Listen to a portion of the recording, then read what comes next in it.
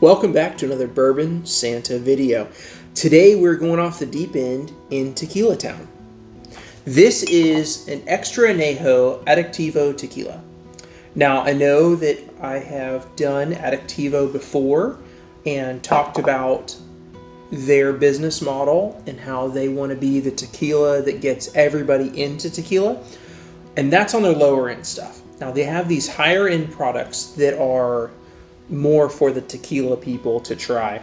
So that one's the extra Añejo, and this is a 12-year-old extra Añejo. And this is also finished in sherry casks. So this is going to be fun. Super excited about that. And then we have a Grand Maya, and this one is also an Ultra Añejo limited edition. And then we have the Clase Azul Ultra right here.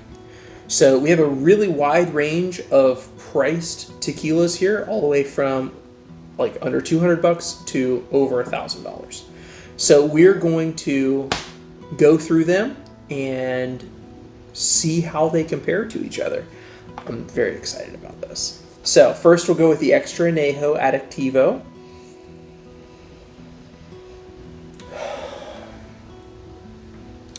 Hyper butterscotched. Super, super candy sweet.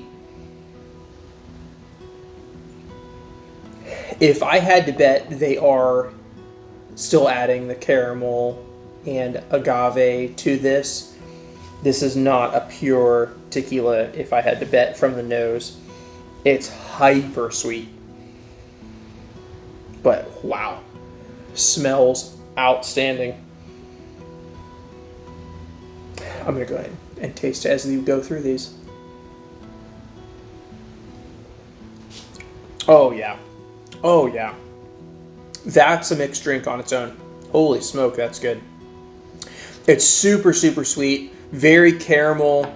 Very sweetened. They're definitely adding stuff to that. I'll interject and ask a question. Yeah, go ahead. So, take the tequila purist out of it, Yeah. and know that it might have additives in it. Oh, it's delicious. At $99, Oh, it's absolutely delicious. I'm not turning it down. my customers won't stop talking about it. Oh, yeah. Oh, of They course not. love it. Of course not. That is absolutely delicious. They're not spending, millions and millions of dollars on marketing like, big name brands. Right. And people keep coming back for more. That, compared to the 1942 that we just had, that's way more drinkable for the normal person.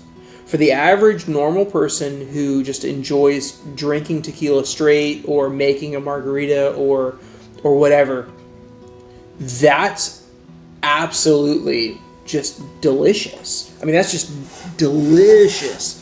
But yeah, it's definitely sweetened because of how sweet it is. I'm curious on this one because This is less. that's a big step right there. This is a big step in age, up to 12 years. This is less sweetened, but I still think there's a little bit. Still think they're doing a little bit to it because I've had enough tequila that's unsweetened to notice the difference. But this smells outrageous. And what's the cost on this one? $350. $350 for a 12-year-old tequila. First off, where are you going to get a 12-year-old tequila? Like the oldest I think I've seen is the 8-year Soledad, which is also sweetened and where they're adding caramel and agave to it. This, I prefer, because I'm bougie, I prefer the 12-year over this because it's not quite as... You haven't even tasted it. Just on the nose. You're going off smell. I'm telling you, nose to me is the most important thing. Okay. If it smells outrageously good, I would rather live in the nose than live in the taste. This on the nose alone, I know I'm going to prefer it because it's not as sweet. It's letting some of that tequila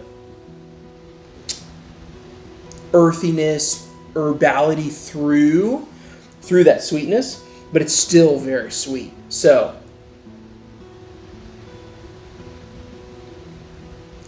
oh, yes. Yes, that is good because it's not too sweet. This is like sickly sweet, almost.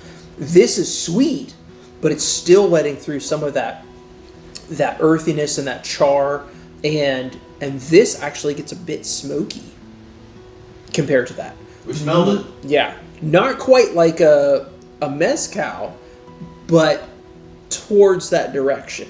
You know, it's not as smoky as mezcals that I've had. Not nearly as smoky as that mezcal that we just smelled.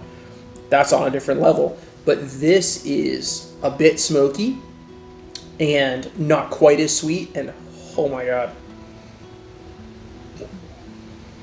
I'm gonna have to get a bottle of that. That's good. I keep telling you, of the people that come through this house that are avid bourbon drinkers, and I blind taste them on some tequilas without them knowing, they say, "Where's tequila been my whole life?" If, as a bourbon drinker, this is outrageous. This is outrageously good because you get that caramel, you get that cherry, you get the sweetness and those notes that you expect from bourbon, but then it's got more than that because it's agave and it's, you know, tequila. So it's got those extra flavors that you're never going to find in a bourbon ever. And so this is, for a bourbon drinker, and that's what I said about the low end stuff. Not this, but the lower end stuff. It's a bourbon drinker's tequila because it's got all the flavors you expect from a bourbon plus more. Because it's at a lower proof. It's not gonna burn your throat. Right. And at a lower price point, not counting these, the lower end ones, it's cheaper than tequila, than most high-end bourbons, but it's going to give you the same flavors plus more, and it just hits different. And when I took the normal regular Addictivo and made old fashioned with it, oh, it was so good. It was one of the top 5 old fashions I've ever had, and it was with tequila. We've got it sitting right behind you. The double repo. The double repo? Yeah, I mean, it makes a hellacious old fashioned. But anyway, let's continue this party. That is probably top 5 tequila I've ever had. What's number 1?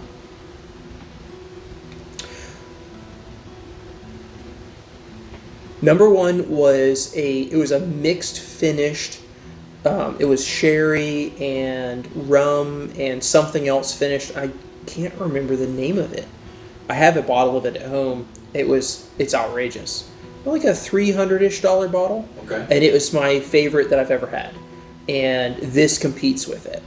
This is sweeter than it, but that had the extra sherry. This is sherry finish too, but more sherry. Like this, I don't get a lot of sherry flavor on this.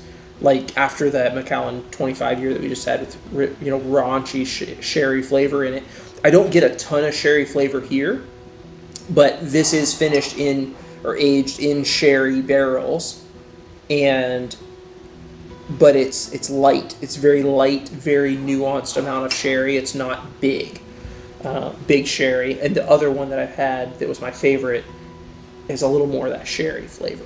Yep. It comes forward, so it makes it just have a few more layers of flavor. So this is the Grand Mayan Ultra Anejo. Now, it doesn't say on the bottle I don't how think many you or years I it know is. much about it. I don't know crap about Grand Mayan. This is the first Grand Mayan I've ever tasted or ever tried here in a second. But this is the Ultra Anejo. And I don't know how many years that means because it doesn't say. But we're just going to try it. This is a lot less sweet. This is more peppery. This doesn't smell like it has additives to it. It may, but it feels like less than these.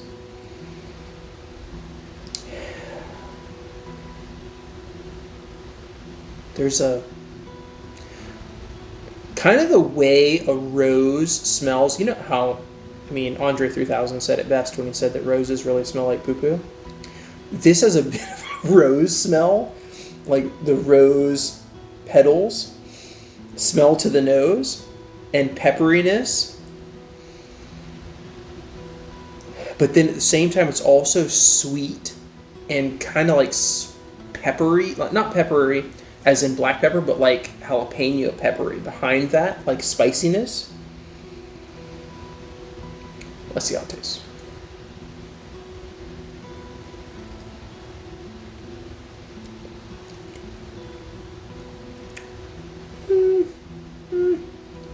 It's peppery, but it kind of disappears on the palate. It's right at the approach to the palate. It's peppery and spicy, and then that just kind of goes away.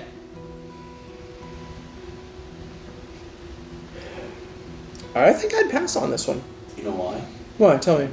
Because you have succumbed to the Addictivo beast. To the Addictivo beast. Well, I liked the 1942 Primavera and the regular 1942 better than this. Okay. Both of those were better than this. It's just, this kind of falls apart on the palate. Like on the nose, it smells like it's going to be interesting and that there's going to be something like spicy and big waiting for you when you taste it. But then when you taste it,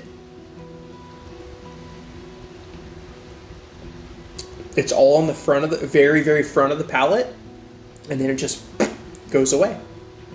We got high expectations coming out of the big dog because you can buy 20 of the black extra añejo Addictivos For the price of this. For the price of that. So this is how much That's retail? That's $2,000. That's a $2,000 bottle. Ultra Añejo Clase Azul. And look how dark that is. Just raunchy dark.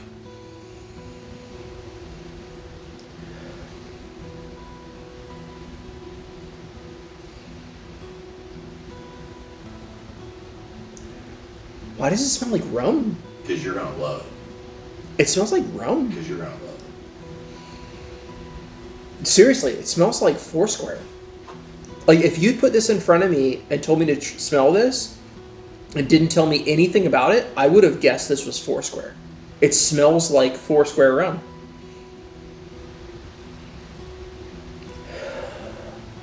Exactly like Foursquare rum. That is wild. It doesn't even smell like tequila. Let's taste it. It smells like Foursquare rum. I don't even know what notes to give you guys. It just smells like rum.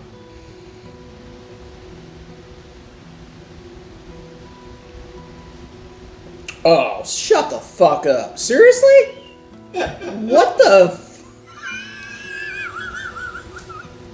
What the hell? See, this smells like agave and caramel. Come on. This smells like... You just took a step up a few notches.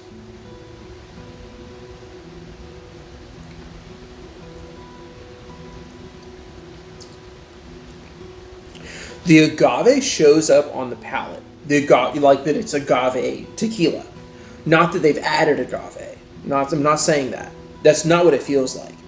This doesn't come off sweet like these two. These two come off sweet, caramel forward, agave like nectar, like they've added sweetness to it.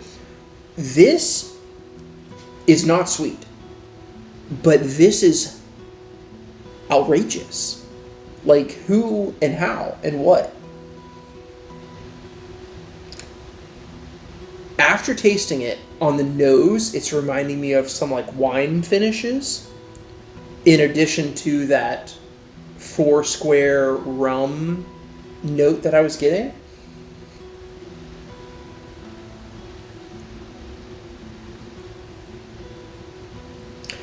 Slight pepperiness. It is caramel, but not overly caramel.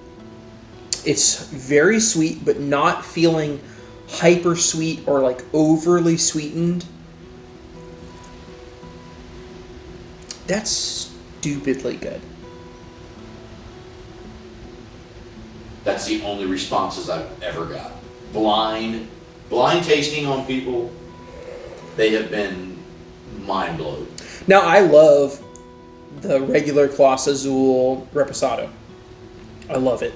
The Blanco in the clear glass bottle, it's okay. But their regular Repo in the white bottle, the white painted bottle, that one right there, the blue with the blue paint on it. I love that. It's one of my favorite just regular tequilas to just drink on a normal basis. This is a whole nother level from that. I want to know what this is aged in, what this is finished in. It's got it. I mean, does it even say anywhere on the thing? I mean, does it open? Does it say on this ridiculous packaging? I mean, look at this packaging. Is outrageous. But I don't look at this crap. It's like a TIE fighter from Star Wars coming at you.